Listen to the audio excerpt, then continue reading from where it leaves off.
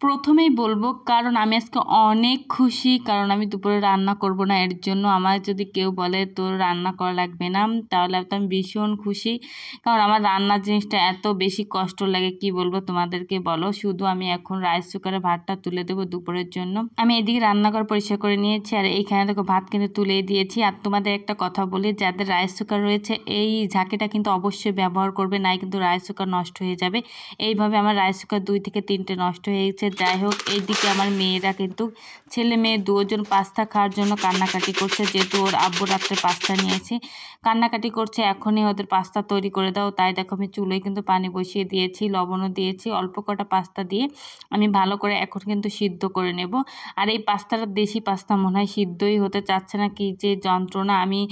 আমি এই দৌলতপুর মনা থেকে নিয়ে আসছিলাম পাস্তা, সেগুলো যে এত সুন্দর দ্রুত সিদ্ধ হয়ে যায়, অনেক বড় ফুলে অনেক বড় হয়ে যায়।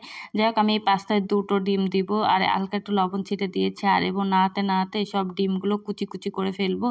এই দেখো সুন্দর করে কুচি কুচি করে নিয়েছি। এবার পাস্তাটা আমি দিয়ে দিব।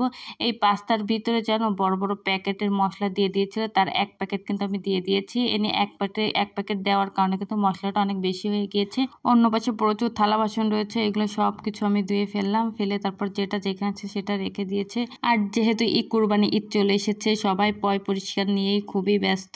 আমি তো আজকে ঘর অনেক সুন্দর পরিষ্কার করেছি, কোনা কানা সব পরিষ্কার করে ফেলে। আজকে কিন্তু অনেক বেশি ময়লা হয়েছে।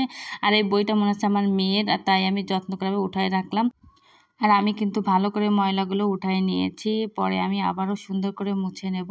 আর এখানে যেহেতু দুপুরে রান্না করব না, ডিপ থেকে আমি গরুর মাংস বের করে নিলাম। এখন এটাকে আমি জাল দিব, একটু পানি দিয়ে জাল করলেই হবে। আর ডিপে যদি তুমি যে কোনো তরকারি রাখো, ওর ভিতরে আলু দিলে না কেমন একটা যেন হয়ে যায়। ডিপে রাখার জন্য কখনো তরকারিতে আলু দিবে না, তাহলে ভালো লাগে না। তারপর আমি এর ভিতরে একটু পানি দেবো, পানি দিয়ে আমি জাল করে নিব। আর একটু লবণ দিয়ে দিয়েছি। তারপর আমি জালটা করা হয়ে গেলে ঢাকনা দিয়ে ঢেকে রাখবো, যেহেতু দুপুরের খাবারটা ব্যবস্থা করা হয়ে গিয়েছে। অন্যদিকে আমি ঘরটা এখন মুছে ফেলবো, যেহেতু ঘর না মুছে ফেললে আবার নোংরা হয়ে যাবে বেশি, পায়ে পায়ে ঘর, সারা ঘরে নোংরা হয়ে যাবে। এই দেখো কত সুন্দর করে মুছে নিয়ে আসছি। আর এইখানে এই পাশে আমার ছেলে মেয়ের খেলনা গাড়িটাই রয়েছে, অনেক ময়লা রয়েছে। তাই ভাবতেছি আজকে এটা পরিষ্কার করে ফেলবো। আর এই যে ক্লিনার দিয়ে আমি ক্লিন করে নিচ্ছি, আর একটা কাপড় দিয়ে সুন্দর করে আমি মুছে আবার গাড়িগুলো সুন্দর করে আমি কিন্তু সাজিয়ে রাখবো।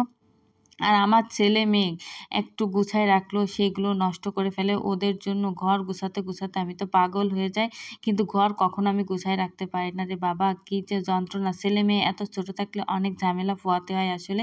এই ঘোড়াটা এখানে ছিল, ভাবতেছে এই ঘোড়াটা আমি এখানে রেখে দিই, ঘোড়াটা না অনেক ভার। তারপর ভাবলাম এই ফুলটা এখানে রাখলে ভালো লাগতেছে না, তারপর একটু সরিয়ে একটু সুন্দরভাবে উপরে রাখলাম, তাহলে দেখতেও সুন্দর লাগতেছে। তারপর এই ফুলগুলো আমি এখন এগুলো একসঙ্গে রেখেই দিব। এই জন্য ফুলগুলো নিয়ে আমি একটা ফুল করব আর কি, তোমরা দেখো বুঝতে পারবা। এই দেখো আমি সুন্দর করে গুছিয়ে নিয়েছি। আর এই ফুলটা দেখো আমি কি করেছি, এই ফুলটা এইভাবে রেখে আরও খুব সুন্দর লাগছে। মানে ফুলের এই পাতাগুলো এক জায়গায় রেখেছি, আর এই ফুলের টবগুলো রেখে দিয়েছি, পরে এক সময় কোনো কাজে লাগাবো। অন্যদিকে তো প্রচুর কাপড় চোপড় হয় আমার, প্রত্যেক দিনই আমার কাপড় চোপড় কাচতে হয়। আজকের দিন আমার কাপড় চোপড় কাচতে হবে। আমি তো চিন্তা করতেছি ঈদের দিন আমার কাপড় চোপড় কাচতে না হয়, যেহেতু আমার ছেলে মেয়ে যে পরিমাণে নোংরা করে, মানে ভাষায় প্রকাশ করা যায় না। যাই হোক, আমি এটা মাখায় রেখে দিলাম। আমি গোসল করার সময় আমি এটাকে আবার সুন্দর করে কেচে নিব। তারপর এটা একটু মাখায় মুখায় ধোয়ার পর এবার দেখি মেয়ে একটা ফ্যান রেখে দিছে ওইখানে গোসল করার পর, তারপর এটাও আমি এখানে রেখে দিলাম। আর ভিডিওটা এই পর্যন্তই থাকবে। অবশ্যই যারা আমার এই প্রথম ভিডিও দেখছে তারা অবশ্যই ফলো বাটন অন করে রাখবে এবং পাশে থাকতে ভুলবে না। আসসালামু আলাইকুম।